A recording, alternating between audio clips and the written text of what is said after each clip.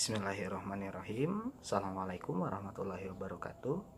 Selamat pagi pada teman-teman semua. Perkenalkan, nama saya Irfan Safarudin Ahmad. Saat ini saya sedang melanjutkan studi saya di Universitas Padjadjaran Bandung pada program studi Magister Keperawatan di peminatan keperawatan jiwa. Mudah-mudahan pada saat ini kondisi kita dalam keadaan sehat walafiat dan tidak kurang satu apapun. Untuk saat ini saya akan mencoba berdiskusi dan sharing dengan teman-teman semua bagaimana dan seperti apa penanganan pada pasien dengan gangguan depresi. Yang saat ini akan saya bahas penanganan atau bagaimana pendapat salah satu teori atau ahli, yaitu yang saya angkat di sini, Burrhus F. Skinner, tentang reward dan punishment. Sehingga dalam video kali ini saya akan mencoba membahas bagaimana dan seperti apa penanganan pada pasien depresi menggunakan pendekatan teori tersebut. Mudah-mudahan video ini dapat bermanfaat dan dapat menjadi bahan referensi untuk teman-teman semua. Oke, kita mulai saja pemaparan materi dan teori kali ini.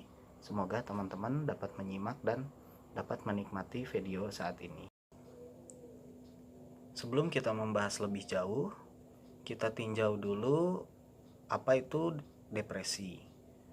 Menurut definisi dari referensi yang saya dapatkan, depresi adalah perubahan suasana hati yang diekspresikan oleh perasaan sedih, putus asa, dan pesimisme.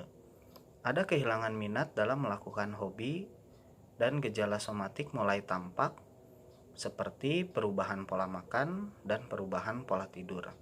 Sehingga seseorang yang mengalami depresi di sini, perasaan suasana hatinya akan selalu sedih dan selalu pesimis terhadap kondisi atau keadaan yang dia hadapi, sehingga klien tersebut mengalami kehilangan minat, mulai perubahan pola makan, dan tidurnya juga akan terganggu.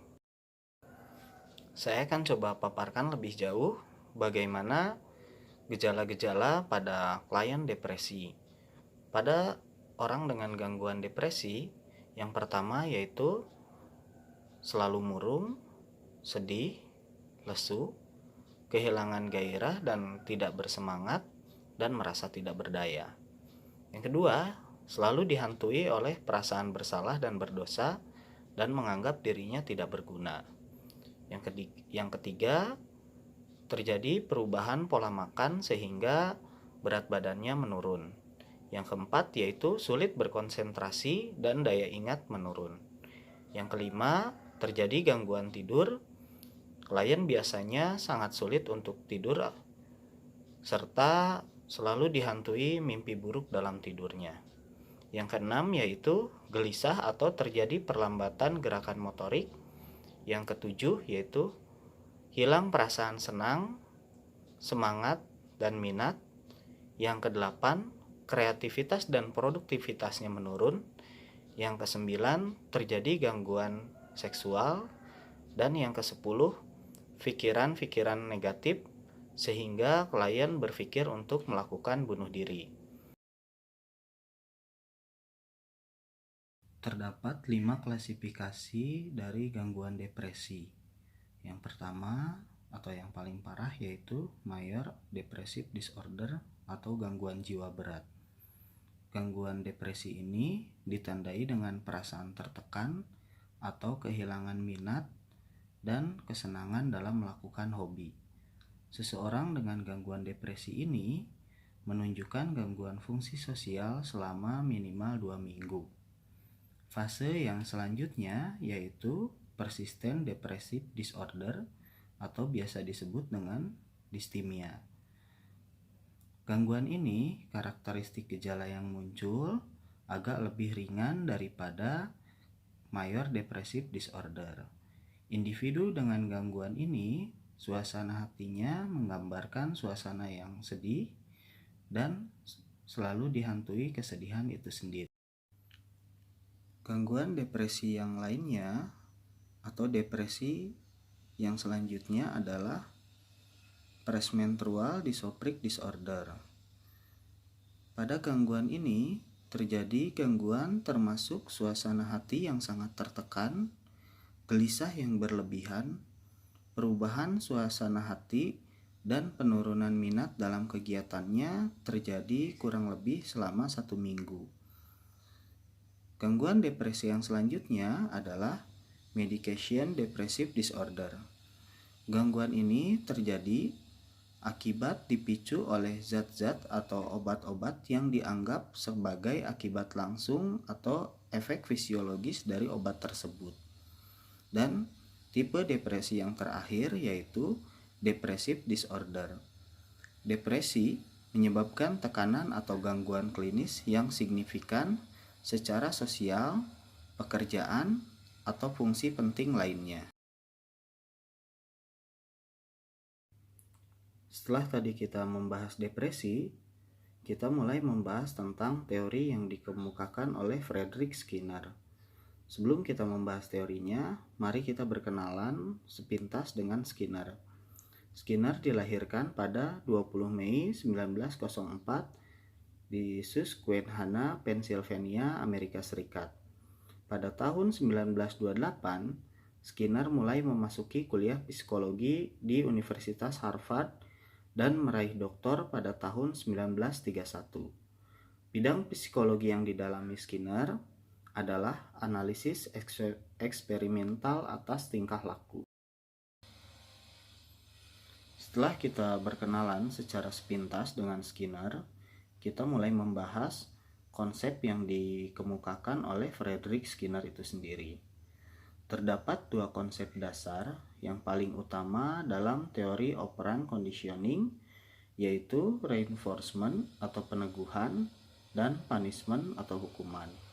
Selain kedua konsep dasar tersebut, Skinner juga mengemukakan beberapa konsep dasar teori operant conditioning lainnya, yaitu eksistensi, spontaneous, recovery, generalisasi, diskriminasi, dan shaping.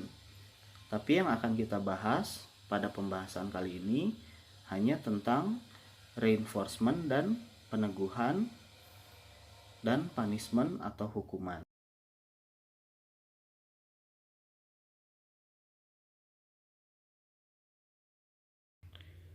Teori reinforcement atau peneguhan yang dikemukakan oleh Skinner yaitu stimulus yang meningkatkan atau menguatkan tingkatan perilaku dalam sebuah organisme.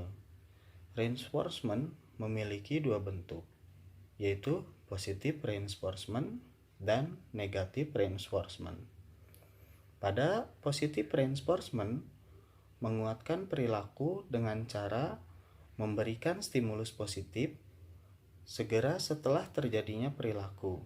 Contoh, memberikan apresiasi positif atau pujian ketika klien mau mengungkapkan perasaannya. Negative reinforcement yaitu menguatkan perilaku dengan cara menghilangkan stimulus negatif segera setelah terjadinya perilaku. Contoh, klien akan minum obat secara teratur agar penyakitnya tidak menjadi lebih parah. Berikutnya, tentang teori punishment atau hukuman. Punishment atau hukuman adalah stimulus yang menurunkan atau melemahkan tingkatan perilaku dalam sebuah organisme. Punishment memiliki 2 bentuk, yaitu positive punishment dan negative punishment.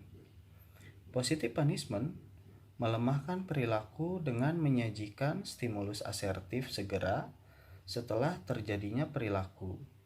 Contohnya, untuk menghindari depresi, klien selalu berpikir positif pada masalah yang dialaminya.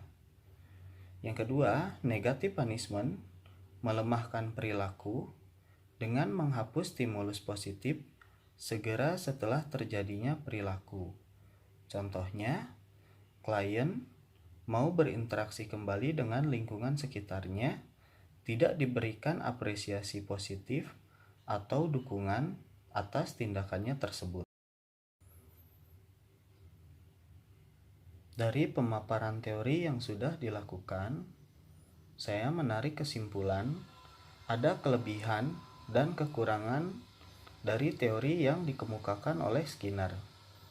Kelebihan dari teori tersebut yaitu teori ini perawat diarahkan untuk menghargai setiap klien dengan adanya hukuman sehingga dimungkinkan akan meminimalkan terjadinya kesalahan. Namun, ada kekurangan dari teori tersebut, yaitu tanpa adanya sistem hukuman akan memungkinkan membuat klien menjadi kurang mengerti tentang sebuah kedisiplinan. Sekian pemaparan yang bisa saya berikan, walaupun sedikit, mudah-mudahan bisa bermanfaat untuk teman-teman semua, sehingga kita bisa mengetahui bagaimana pelaksanaan atau tindakan pemberian reward dan punishment pada pasien depresi.